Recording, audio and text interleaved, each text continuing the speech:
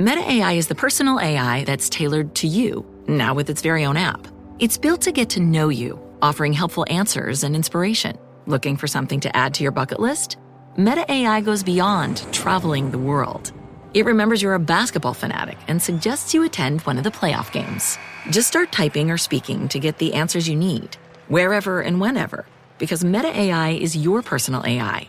Download the Meta AI app, now available on the Apple App Store and Google Play. Welcome to Good Morning Hospitality, your one-stop shop for the latest news, noteworthy trends, and thought-provoking discussions across the industry. From hotels and short-term rentals to all things travel and hospitality, you'll find each episode equips you with the information you need to start your week. Join us on Good Morning Hospitality every Tuesday, wherever you get your podcasts. Good morning, Sarah. Good morning, Leo. How's it going, buddy? I'm very well, my friend. Very well. It's like blue skies here, like not a cloud in the sky, nice and warm. I just dropped Sadie at nursery and people were jumping in the sea willy-nilly. Yeah, it was good energy here today. How about you? That's fab. Yeah, for once, the past 3 days have been absolutely disgusting in Barcelona, as in so hot that when you walk out into the street, 3 days ago, I was sleeping still with my spring comforter, And then all of a sudden, I woke up one morning and it was just sticky. So it has been, you walk outside and you're just dripping in sweat and there's nothing you can do about it. And I think the universe is finally giving us a bit of reprieve because today it is cloudy. I'm really hoping it's going to rain because the last few days it has been one of those, if it doesn't rain soon, the earth is going to melt. So let's hope it rains. I love the difference there that I'm celebrating a bit of sunshine. You're celebrating a bit of cloud. Doesn't that show you everything know about humans? Yeah, you want some clouds in the summertime. It's been too hot the last few days. So. Yeah. Well, look, I'm coming to see you. It's a couple of days till I get on the plane and come and see you. Anyone that's not joining us on June 19th for the Scale Truvy Good Morning Hospitality meetup, why aren't you? Come on, come and see us. And Sarah, I have to say that it has been, I think, probably 3 months since we've been in person. Yeah, I mean that's crazy, isn't it? We speak every week, so I'm very excited to do this. Tell me, I assume I need to pack next to nothing, right? Just a spare pair of pants and a t-shirt, and I'll be good to go, right? Yeah, and maybe your swimmers. It's really, really hot, so take advantage. I don't know how far away you're staying from the beach, but you did promise to do plunges. It's not going to be a cold plunge, but it'll be a plunge. I can't wait. Yeah, no, I think so. I'm there 2 days, and I think I can probably get 3 swims in. That'll be my challenge. I picked when I was plotting my hotel. I was on one of the OTAs that I picked because it has all of the accommodation, which we can talk about maybe in buying patterns and some other guys later. And I was tactically looking at where's the bar for the event, where's my office because it's a new office in Barcelona that I've not been to. Where's the sea? And how do I triangulate all of those things? So I've picked. I'm in Bourne. I'm somewhere in Bourne. So I'll be able to jog to the seafront, have a swim, and jog back. So I can't wait. But on the subject of exercise, we were texting. We were sort of WhatsApping a bit in the week. How is the lifting going? It's going quite well. So to clarify for our audience, I do not go to the gym at all because I hate the gym. I realized that after I joined for another 6 months and tried to do things that I hated every day. I am a at-home workout galley. So I got online and ordered a bunch of weights. I started with a nutritionist and she was like, what kind of exercise are you doing? And I was like, oh, I'm running and I'm doing Pilates and lifting 1 kilogram weights. And she was like, yeah, that's not going to work. She's like, you need to be lifting. So yeah, completely new workout routine. I'm actually loving it. I'm eating breakfast for the first time in my life, which is crazy. I've never done that before. But after trying to do strict training in the morning, before or after the workout? So both. So I've normally I used to always fast. So I would wake up and I would be completely fasting from the night before until basically lunch every day. So I was doing basically 16-8, but I'd always kind of done it naturally. It wasn't on purpose necessarily. It was just I wasn't hungry when I woke up. And I was doing exercise that was strenuous cardiovascularly, I guess that's a word, but not in terms of strength. And so, yeah, when I started doing strength training, I was one morning I almost passed out. It's I can't lift this. This is crazy. So I talked to my nutritionist. She's like, yeah, you probably should have something. So even if it's like a little teeny bit of I do like a half a scoop of protein powder with some almond milk. And then that is enough to get me through my workout. And then like immediately after my workout, I could eat a horse. So I have breakfast like right afterwards, which I've never done before. So it's crazy. Oh. But yeah, going really well. I'm like, I don't know, going up in weights and stuff. And then the cardio, basically, she's had me swap that out for one day, rather than like running, one day it's like HIIT stuff. And then the other day it's something called SIT, which is sprint interval training. Man, that'll get you. It sounds so easy. You're like, this is great. You go basically, so I do it outside. And basically I just find this long like avenue, hope that I time the traffic lights right, because sometimes you don't always get that right. And I basically just like sprint at top speed. People think I'm crazy for 30 seconds. And then you stop and you just completely cool down for like 2 to 3 minutes. And then you do it again. And at first, my trainer was like, yeah, you can probably get through like max 5 rounds of those. Once you're like a professional, the first few times you might get through 2 or 3. And I was like, joke, like, come on, 30 seconds. Who can't do 30 seconds? Yeah, no, not a joke. So I'm now up to 4 rounds of that. But the 4th round it's a struggle. And I'm definitely not like full out sprinting on the 4th round. I'm just like trying to get through it. So yeah. I love this. Sarah, I love this. How do you feel about exercising with me in Barcelona? Is that a yes for you, or is that a hard no? I don't really care. I work out of my house. So I mean I've been looking for an invite. I mean, to be honest, I've been trying to get an invite for years. So if this is what it takes, then good. Okay, perfect. Probably have just paid for a hotel. Right? What a waste of time. Yeah, come on. What are you doing? Okay, so great. Well, look, we got to get into it. We could talk all day about exercise, but that's a whole nother spin-off show we need to do. Okay. Hi, everyone. I'm Leo Walton, and this is my very esteemed co-host, Sarah Nan Dupree, and we are Good Morning Hospitality Europe. Sarah, you've got the first one for us. What's happening today? Some good news from Italy, right? Finally, some good news from Italy. So this is interesting. We talked about this one back in November and got on our soapboxes about it when essentially the Italian courts ruled that self-check-ins were no longer going to be allowed. So they were going to have to all be in person, which obviously bad enough for a hotel that maybe has the staff and they're ready for that. But for short-term rentals, I mean, that can be detrimental to someone's business, particularly if it's like a small business. So yeah, that was something that luckily, great example of short-term rental industry leaders and associations kind of banding together. So I'm trying to find the name of the association. Here we go.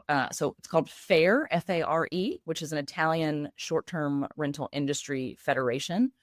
And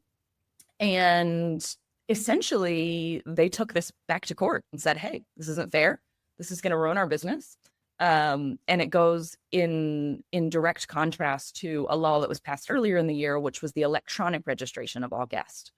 So it was completely counterintuitive. It was like, we can't do electronic check-ins, but we have to submit all the documentation electronically for all the guests. This doesn't make sense. And yeah, I'm pleased to announce that earlier this week, it was overturned. So yeah. Basically now, the Italian courts have given the Italian Short-Term Rental Association FARE basically said, yes, you're right. This does violate the original rule. It's counterintuitive to what we're trying to promote, which is more transparency, ease of use, and better electronic records of people who are coming and visiting. And so, yeah, it's really great news for Italian hosts. And I think especially, yeah, as I said, like this for me was a win for our industry and for showing that I think a lot of times we think that we can't make changes because, well, I'm just one host and I just have a couple of properties. But it's so important to join your local association because it can have a huge impact on your business and our ability to band together. So that was some great news for me this week. A real short-term rental highlight. We've had a lot of lowlights of late, so it's cool to have a proper highlight. It's autumn. I think all we want is parity, right, with other lodging types. So if there needs to be a tax imposed because you feel like you need to stimulate something in the economy, maybe like the building of new neighborhoods, or you need to raise tax to put people off because an area is becoming overcrowded, you tax the cruise ships, the hotels, the short-term, proportionate fair taxing, also just revenue raising. Why shouldn't a city benefit from all the people walking around treading on its lovely pavements all day, every day, right? Like it's smart business. We appreciate that. But what we don't want is something that's unequal, right? So like, don't use something to, I don't think it's right to start banning something which ultimately makes running a business easier and more cost effective for the operator. And as a consequence, gives a hotel an advantage because they have people on site that can let people in. So yeah, it's great. It's a no-brainer. And again, like I say, I think that it's about, as an industry, I think we cannot turn our back on genuine issues that need to be solved. We have to be at the table. So this use of like local groups, in this case, FAIR, and obviously I'm involved with the short-term rental association, the STAA in the UK, and we've had Andy on the show. You have to engage with policymakers. But then you were able to fight and say, well, look, if we're talking about a registration scheme to make sure all operators pay tax, that's completely fair. Who wouldn't want that? But if you're talking about something like that's highly detrimental to their business, come on, it's not common sense. So it's really good to see. It's really good to see. I've got to highlight, now we know, and we're smiling at this one, we know that everybody around the industry will be talking about this one. So we're not going to talk about it for long, but we couldn't not just mention it briefly because it's quite funny, maybe, and also controversial, but maybe slightly amusing. Airbnb accused of poaching tour guides from rival platforms to grow experiences.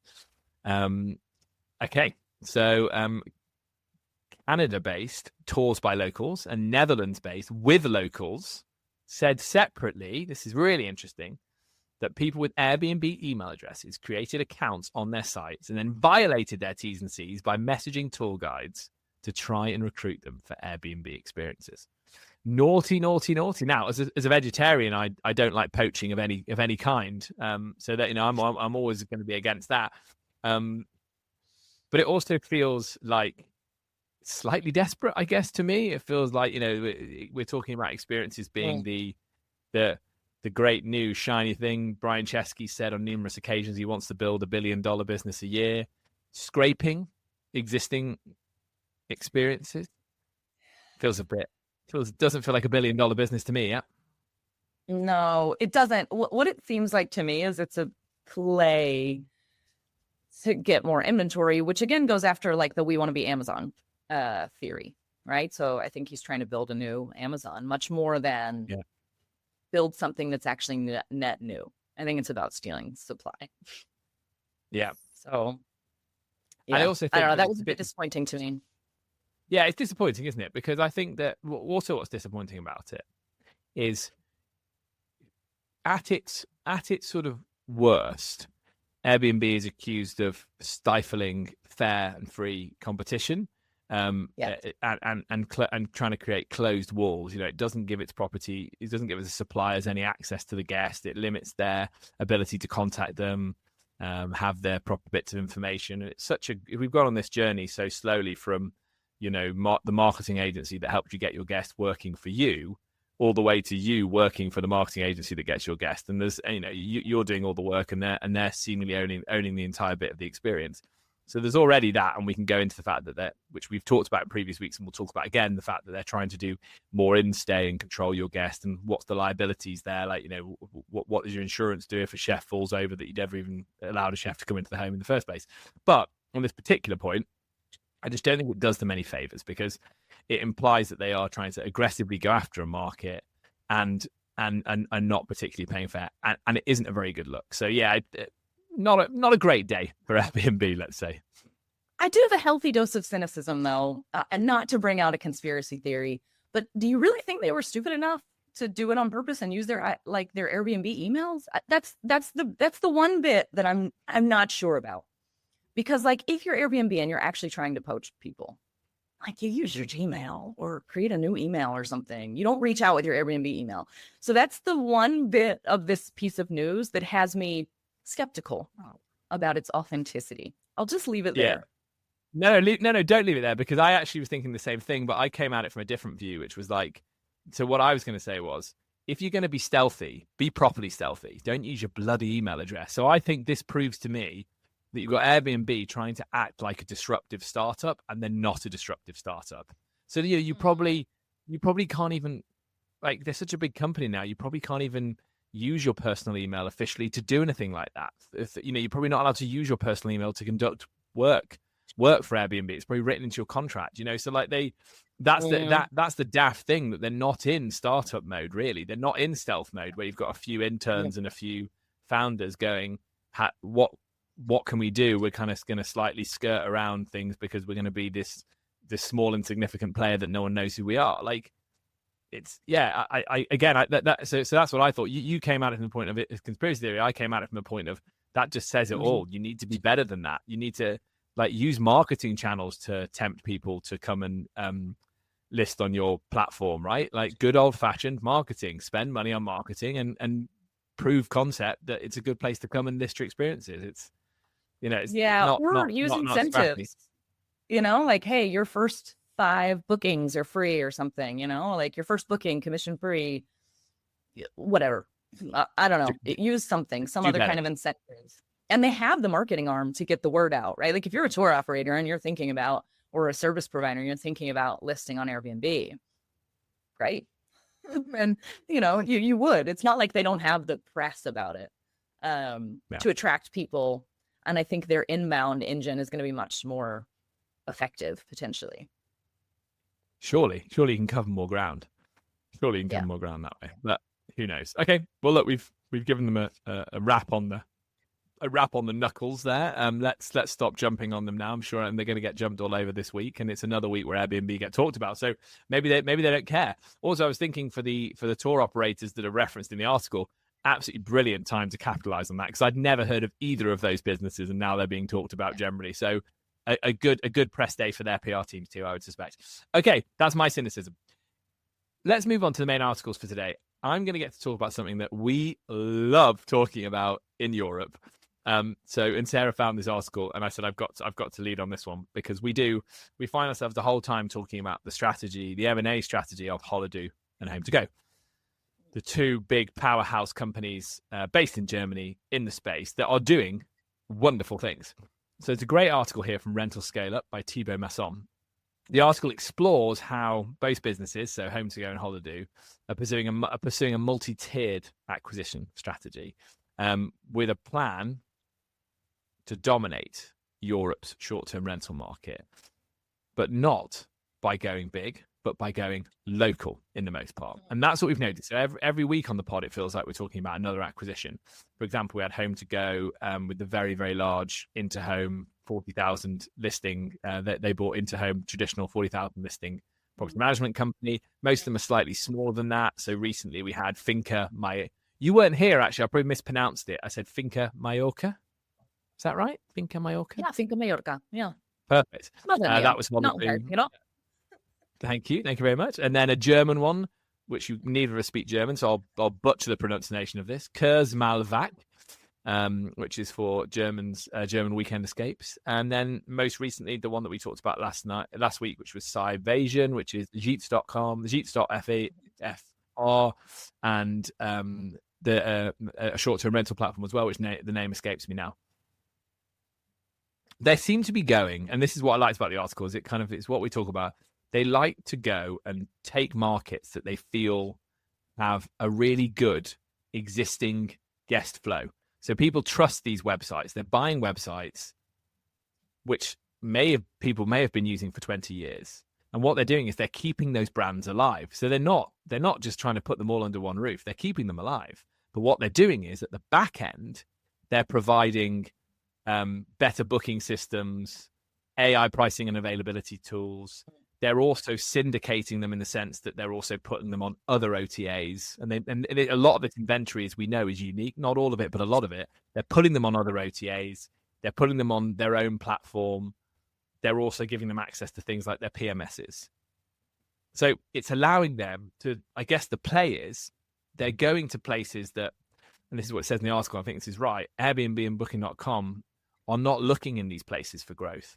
And they have to have everything under their umbrella. They're just looking for the supply and they haven't got the interest in going down to this local level. But what they do is what HomeToGo and Holidu seemingly are doing is they're buying these brands that gives them a front end guest journey that they're and a new guest that they're buying and bringing into their ecosystem, and a new property at the same time that they're potentially bringing into their ecosystem. And I think it's very cool. And obviously in these days of AI and machine learning as well, they're able to then understand more about these rural French markets that potentially Airbnb, Booking.com and Vrbo don't even understand, right? Because they haven't got enough supply in these traditional holiday markets to say with any authority what the pricing should be, what the seasonal trends can be. And so again, we talk about this a lot. So it was kind of, we felt we had to talk about it today, and we read the article. It is going to the market, finding the supply that everyone else seems to have forgotten about, bringing it in, and then leveraging it, putting it in more places, and having the understanding of what that part of the market wants. So you can then go and get more of that type of supply. And I think it's cool. I think it's a cool strategy. Sarah, what do you think?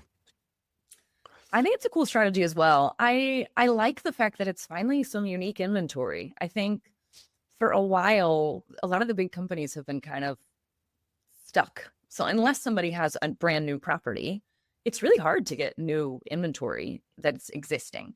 Because by the time, everyone's heard of the big OTAs. So like if you're not listing on one of those, probably a reason for it. Or maybe you just want to deal with somebody that's local that's going to be super nice to you. And like I feel like the customer service angle for the host is also really important, and something that I hope they can kind of keep up with. Because I think with a lot of these acquisitions, the reason that people stick with an OTA is the service that they ultimately get from them. And I think a lot of times the bigger you go, that can be lost. We talk about this all the time with property management as well. So it's not just exclusive to the OTAs.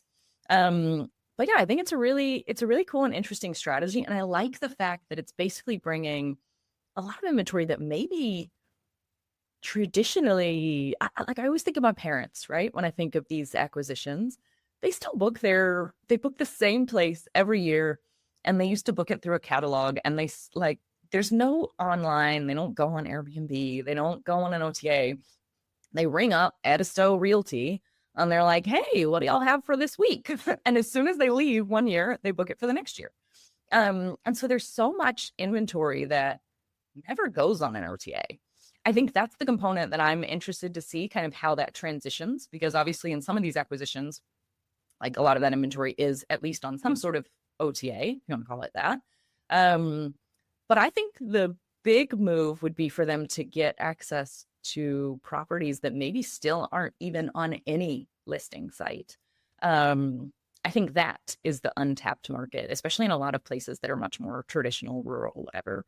So I'm curious to see if there's any movement in that space. I don't know how big the market is, but I know, like at least where I come from in South Carolina, there's at least a percentage of the market that is still not online.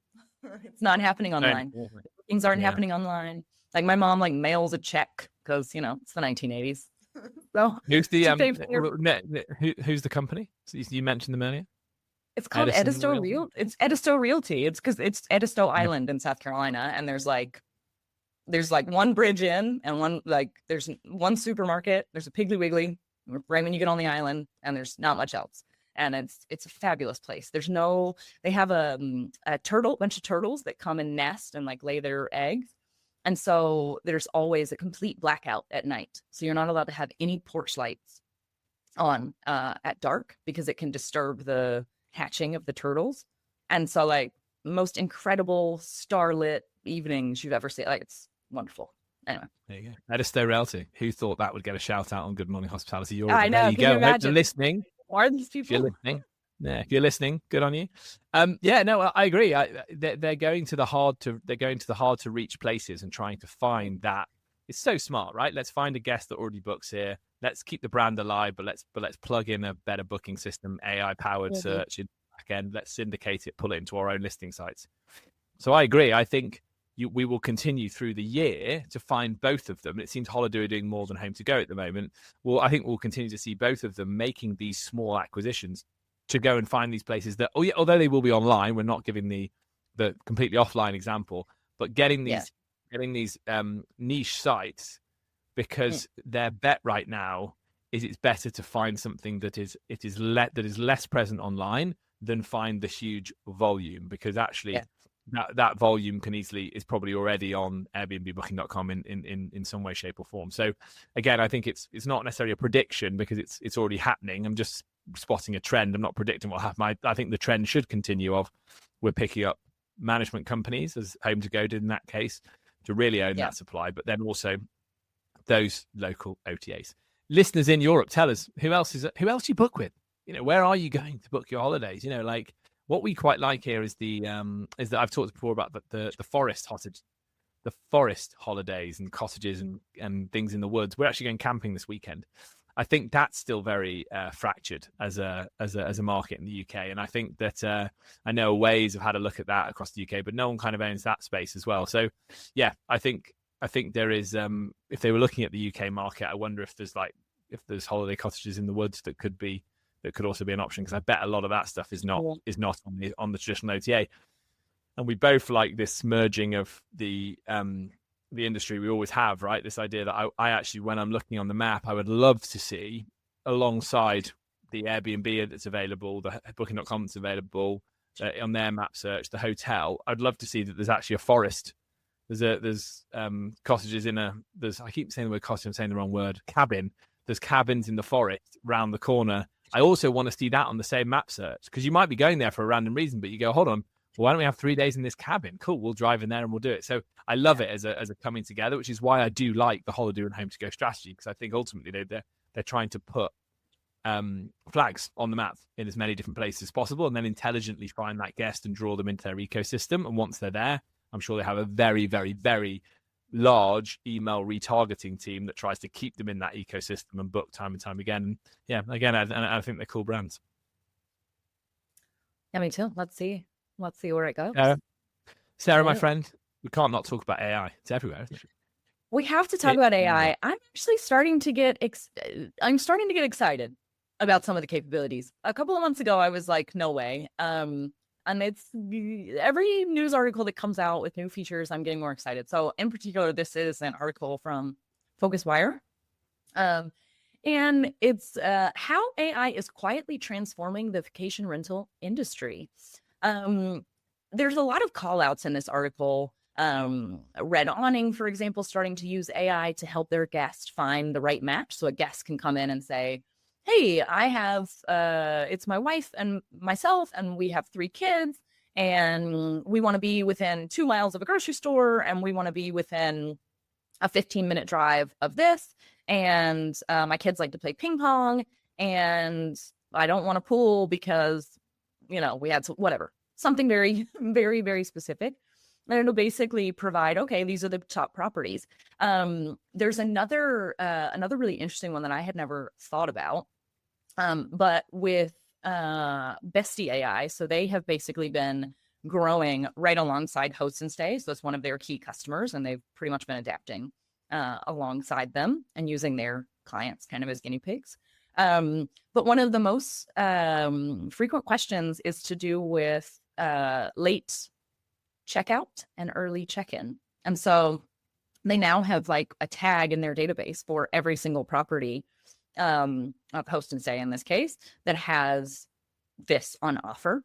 And then it also is it's able to like cross-reference. So, okay, this property has this available, and also there's not a booking ahead of you for your dates of stay. So it's likely that they'll say yes, which I thought was really cool. And I think as well, I don't know, when I was looking, I rented a big villa for my birthday with some friends, and I'm stoked about it. There's gonna be like 16 of us, and we rented a massive villa in the middle of nowhere, like an hour outside of Barcelona with a pool and everything like that. Can't wait to get the invite in the post. You must have sent it already, right? I just can't wait. There's an extra bed. You'll be in the singles room, because there's like all of these houses. So here's my other problem. Finding that house was an absolute nightmare, because you don't just have to look at the house and how many people it sleeps. You have to also look at the bed situation, because there were several where you're like, this is fabulous, but we're 16 adults. And so it says it sleeps 24. Okay, but 10 of those are in bunk beds all in a room together, because it's obviously made for the kids, right? Which is totally fine.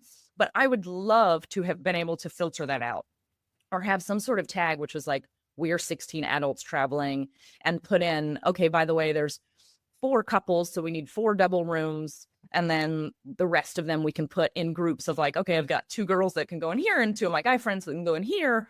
Like that kind of stuff for me was an absolute nightmare trying to figure it out. And some of the listings don't even have like the beds and all that kind of stuff. So to be able to put in, hey, here are the room assignments, find me something that works for this, but has these features. Oh man, it would have been great. I can't tell you how many hours. I must have spent at least, kid you not, 30 hours trying to find that property. Wow. And then you got to look on each year on Earth, Sarah. Yeah, well, next year I know the one that we want, and I had already tried to reserve it, and also disaster. So the booking went through on Vrbo, and I thought it was odd because I had found it on Airbnb and on Booking.com, and it was not available for my dates of stay on either one of those. But I thought, wow, maybe they're just mad at those 2 OTAs. And so I booked it on Vrbo, and like immediately got a message on WhatsApp from the host being like, hey, you just booked on Vrbo. And I was thinking, yes, I did. And she was like, I'm really sorry. I don't know how that was possible. It's actually not available for your dates of stay for a different weekend. And I'm like, no. So no, next year we'll do it maybe in advance. I don't know if we'll do it again next year, to be honest. Like this will be my 35th. And I do it with one of my girlfriends. So her birthday's in August, which of course sucks because nobody's around in August. And mine's on the 10th of September. So we always just kind of combine and do something in early September together, which is great. So I don't know if we'll do something this big next year because it's not one of the big ones, but yeah. I love it. It'll be, I love it. Well, I think you've talked about the idea as well of when you've got people booking a big trip like that, a big group trip. It's also great if the group can communicate with each other about said trip, right, and ask questions as well. So I think we're just scratching the surface in terms of what the AI is going to allow people to be able to do.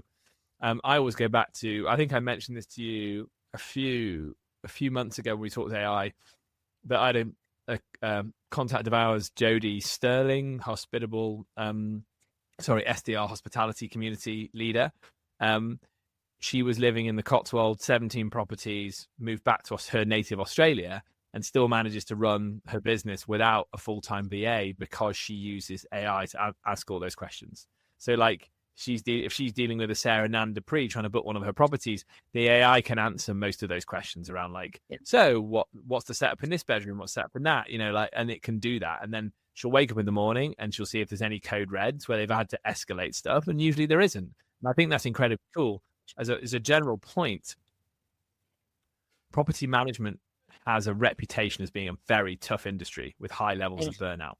And what I like about the talk around AI is that it's saying, look, complex AI workflow models can be established, scalable, repeatable, to liberate you from the real challenging, mundane parts of it, to hopefully free you up to do what it is that you might be really good at. It might be delighting your guests in the case of people that really focus on that. It might be acquiring more properties in the case of people that are real estate guys that don't really love the day-to-day nitty-gritty of it. And so that's what I think is very cool, because what I always hear is that 20% management fee doesn't get very far in a really ops heavy environment. AI could be about to disrupt all of that, right? And what they want is that happy guest, right? They want you, Sarah, to have had as many conversations with them before you arrive.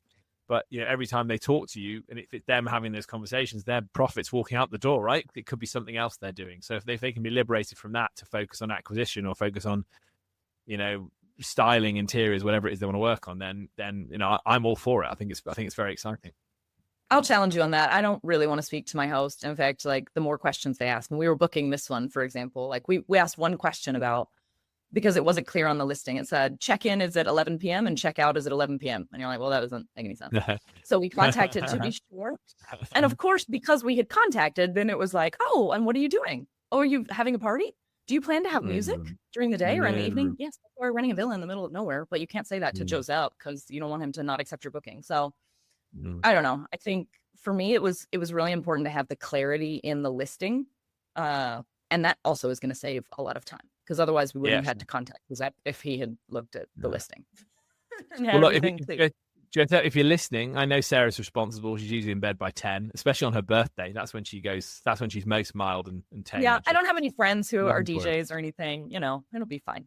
No. Nothing to worry about. I know. Look, I can't wait to get my invitation in the post to Sarah's birthday hoopla. All right, gang. I think that's all we got time for. Sarah, so nice to see you. Enjoy your weekend, and I look forward to seeing you in person very, very soon. Thanks again for joining us. Looking forward to seeing you, Leo, next week in person. And if you've enjoyed today's episode, please hit like, share, subscribe on all of your favorite social channels. Until next time.